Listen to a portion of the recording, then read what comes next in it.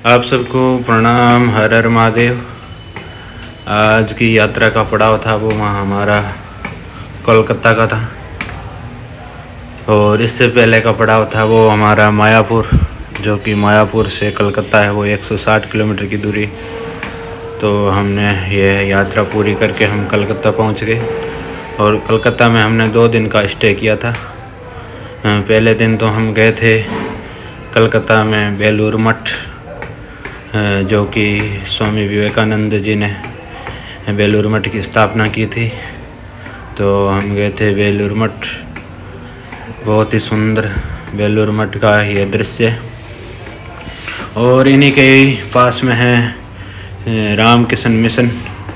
उनकी भी स्थापना है वो स्वामी विवेकानंद जी ने की थी।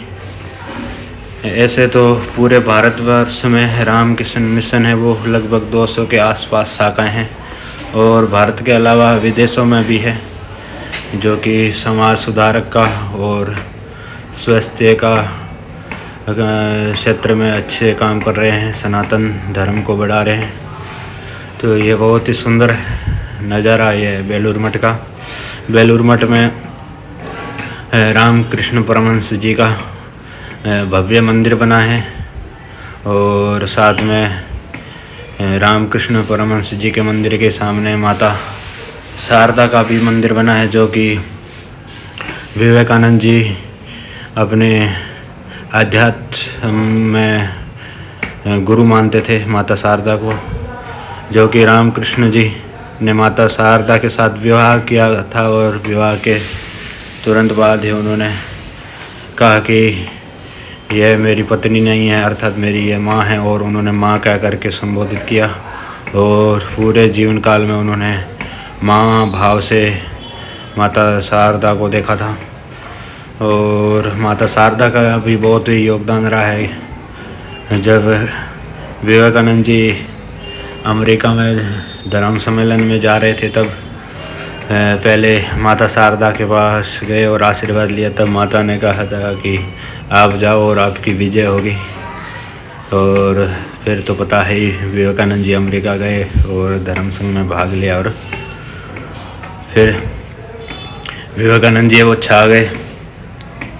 फिर यही बेलूर मठ की स्थापना और रामकृष्ण मिशन की स्थापना विवेकानंद जी ने की है, कि समाज सुधार की यह संस्था बनाई, जो कि बड़े बड़े शहरों में रामकृष्ण मिशन की शाखा है वो लगभग हर जगह आपको मिलेगी। और यहाँ बीमारों का इलाज ऐसा है, लोगों का सारा ये रामकृष्ण मिशन है, ये बन रही है। बहुत ही सुंदर है यहाँ का दृश्य। और बेलूर मठ में जहाँ विवेकानंद जी हम निवास करते थे, वो निवास का कक्ष भी इसी बेलूर मठ में है।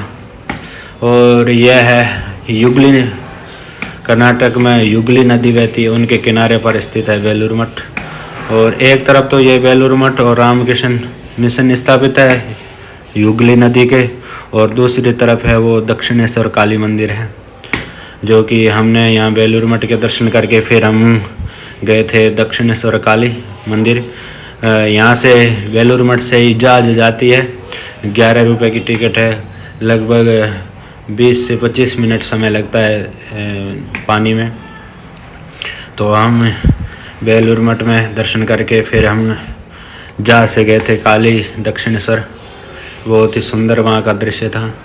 और दक्षिणेश्वर काली का रामकृष्ण परमहंस जी का और विवेकानंद जी का गहरा दक्षिणेश्वर काली मंदिर से रहा है, क्योंकि मंदिर के बारे में भी एक रहस्यमय कथा है कि कलकत्ता की एक धनवान महिला ने इस मंदिर को बनाया था, क्योंकि उनके पति की मृत्यु होने के बाद है वो फिर भगवान की भक्ति करना चाह रही थी। तो उन्होंने कहा कि पहले मैं बनारस जाऊंगी और वहाँ से फिर मैं मेरी अध्यात्म यात्रा शुरू करूंगी।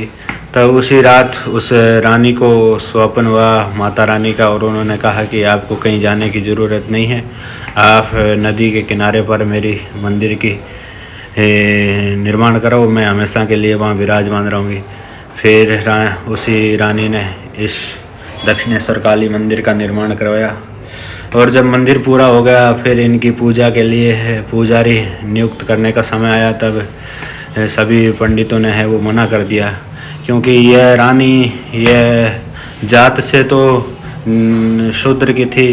रानी की उपमा तो इसलिए दी जाती क्योंकि इनके पास पैसे खूब थे, तो यह गरीब लोगों की सेवा करते थे और इसलिए इनको रानी शब्द से संबोधित करते थे।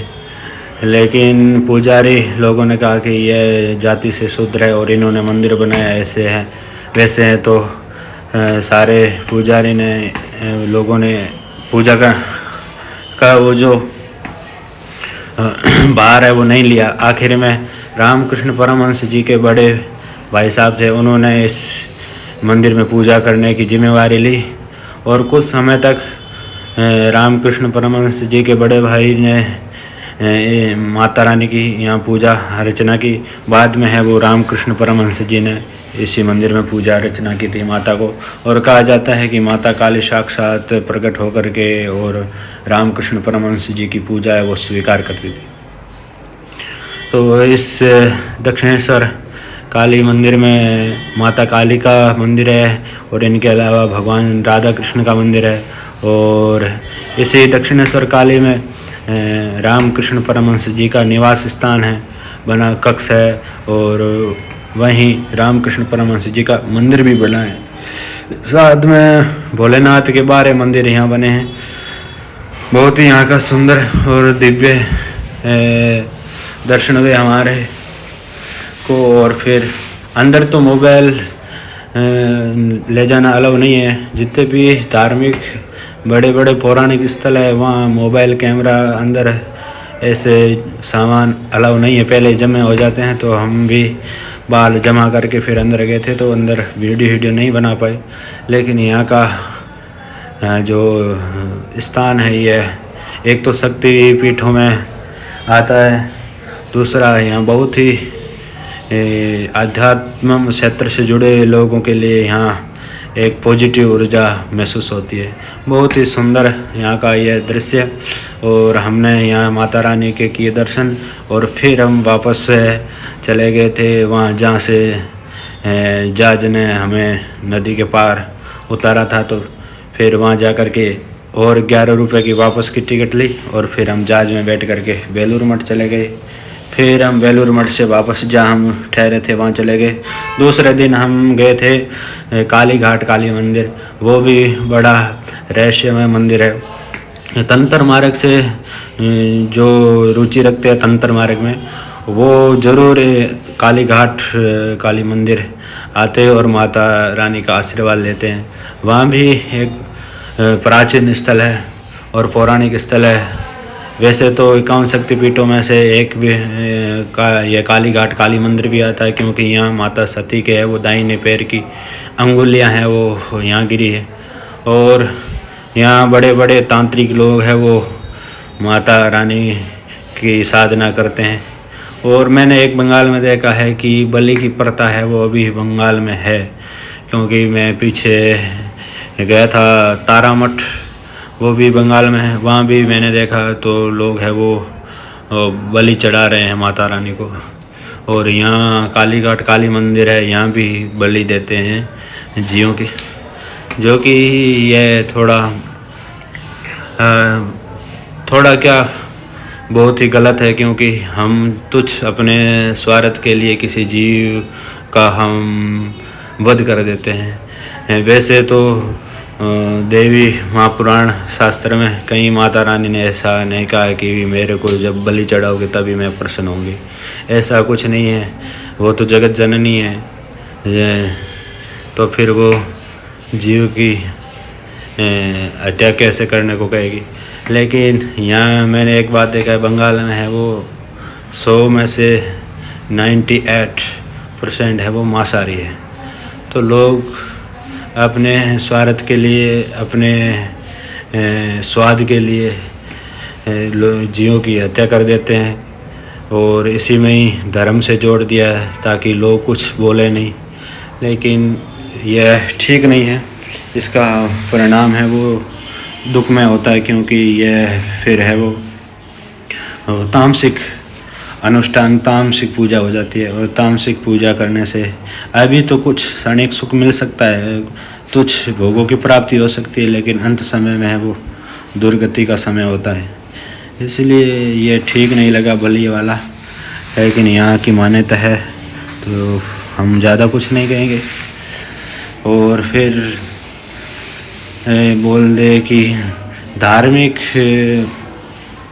यात्रा के लिए या करे, या कोई सात्विक शुद्ध शाकाहारी भोजन करने वाला अगर भारत की यात्रा में निकलता है, तो बंगाल है वो काफ़ी उनके लिए मुश्किल है, क्योंकि बंगाल में आपको शाकाहारी भोजन बहुत ही कम मिलता है, ना के बराबर। हमने लगभग 1400 किलोमीटर की यात्रा की बंगाल की, तो बंगाल में हमें शाकाहारी भोजन एक जगह मिला था, वो भी मायापुर में। यही चैतन्य महाप्रभु की मैं बहुत बड़ी कृपा समझता हूँ, क्योंकि अगर वो लोगों को जागरूक नहीं करते तो फिर ये इतना जगह भी शुद्ध सात्विक नहीं बसता। तो ऐसे ही संत महापुरुषों के चरणों में बारंबार हम भी प्रणाम करते हैं। और बाकी कोलकाता में भी बहुत कम आपको है वो शुद्ध शाकाहारी भोजन मिलेगा।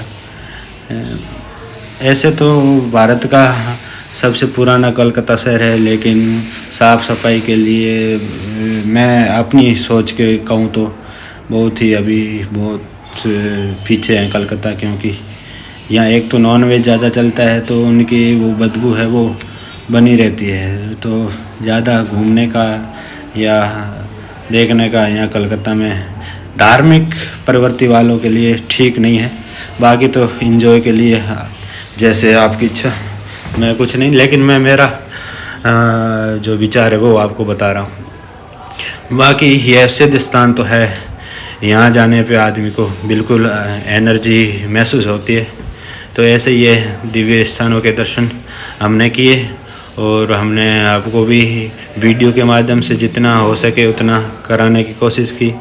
बहुत ही सुंदर जगह है। कभी कलकत्ता आने का आपका प्रोग्राम हो, विचार हो, तो यहाँ बेलूर मठ, दक्षिणेश्वर काली मंदिर और काली घाट काली मंदिर के दर्शन जरूर करें।